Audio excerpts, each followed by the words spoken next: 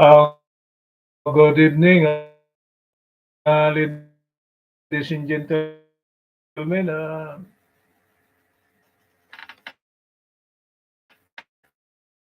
will type something.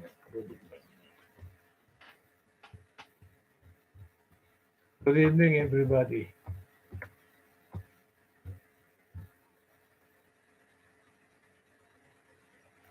Okay. I am David DelosReyes. I am the channel creator of my channel. I finished electrical engineering, and my experience on the teaching of mathematics and electrical engineering subjects, I've got a little bit, not so much, but I know a little bit. The subjects I have taught are actually not to brag about it. I could teach algebra, trigonometry, analytic geometry, differential calculus, integral calculus, different. On the electrical engineering side,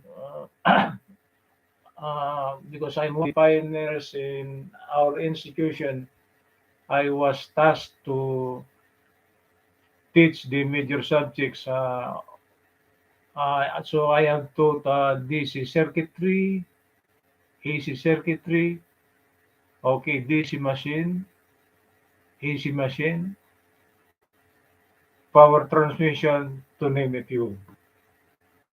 Okay, on the civil engineering side, I could teach engineering mechanics and strength of materials because strength of materials and mechanics are actually the derivatives of differential equation. Okay, the formulas under mechanics and strength of materials came from differential equations. But my concentration when I was teaching was differential calculus, integral calculus, and differential equation. Not that I am not so good in the electrical engineering subject. Much more on the AC circuitry that's being given to the board exams. The way how I lecture or discuss topics on YouTube is the way my former professor used to do with us.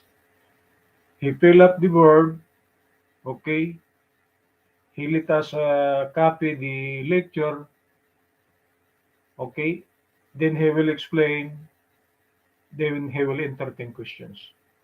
So I think that was a good procedure because supposing you didn't understand the lecture, at least you got the documentation to review when you go home.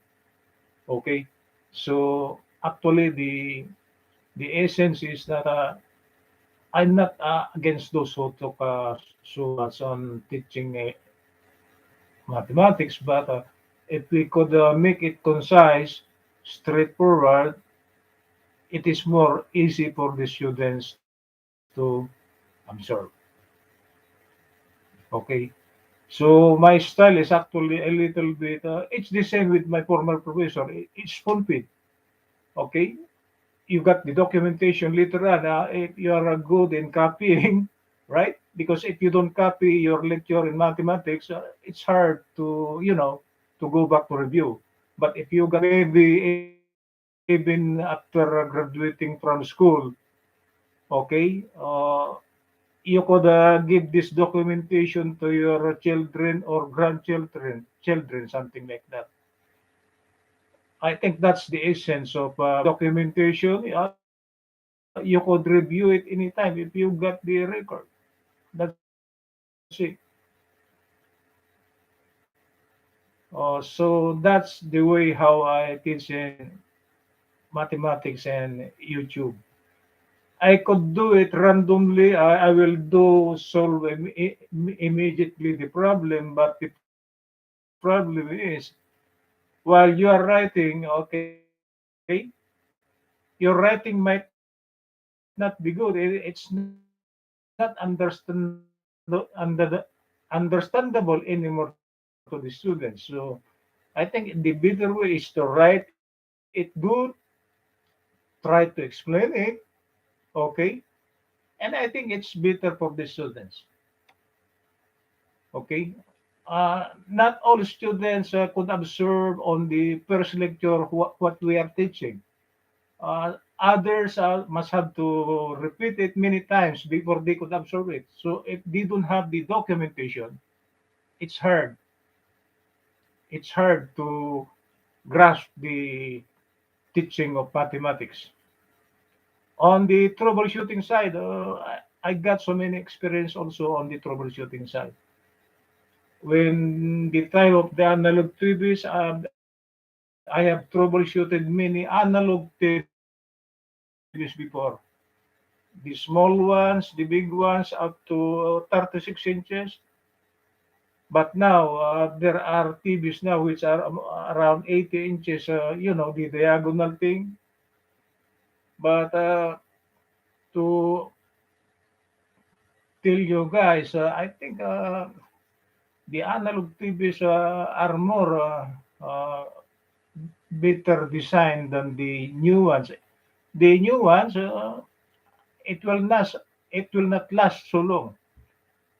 Like on the picture tube, picture tube could reach 20 years plus on the analog TVs, but the new ones, if you try to see the front of the TV, there are some vertical and horizontal lines, and actually that's a defect on the design. That's the vertical deflection and the horizontal deflection. Okay, there are so many problems like that, and actually, some of the solutions are actually the ribbon cable connecting the different modules. How to troubleshoot the vertical and the horizontal deflection errors for the new TVs now. It's a problem. Uh, the proper way on how to troubleshoot safely. I have read this from my schooling or when I was studying. So I applied it to myself. So for how many years I've been troubleshooting, I have not been electrocuted because there was just be sure that the other one is at your back. Okay, so it's not a complete path when your hand touching the board is electrocuted. There was no a complete electric path going to ground or something else. Your other hand should be at your back.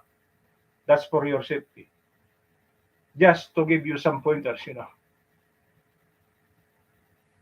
On the mathematics side, I'll go back to that. I think on the differential and integral calculus, differential and integral, it's a little bit like a memorization, but the foundation is actually the basic mathematics, algebra and trigonometry. Much more on algebra. Like in the differential calculus, after the differentiation, it's all algebra. Even on the integral calculus, after the integration, it's all algebra. So if you don't know nothing on algebra, okay, and trigo, you're you're gone. Okay. So actually, the basic foundation for the higher mathematics are algebra and trigonometry. Much more on the simplification. Uh, just be very careful with your simplification because if you make mistakes on the signs and you are not very careful on the quantity signs, the open bracket, close bracket, something like that, uh, you will commit so many mistakes. On the electrical engineering side, um, you should know a little bit on how to use your what do you call this calculator, because in the computation for AC circuits we are not only adding real numbers, we are adding a complex number. So there was a real part and the imaginary part, something like that. So when I was teaching, I made sure that my students know how to add, subtract, multiply, and divide complex numbers, because that was the foundation of AC circuits. Unlike in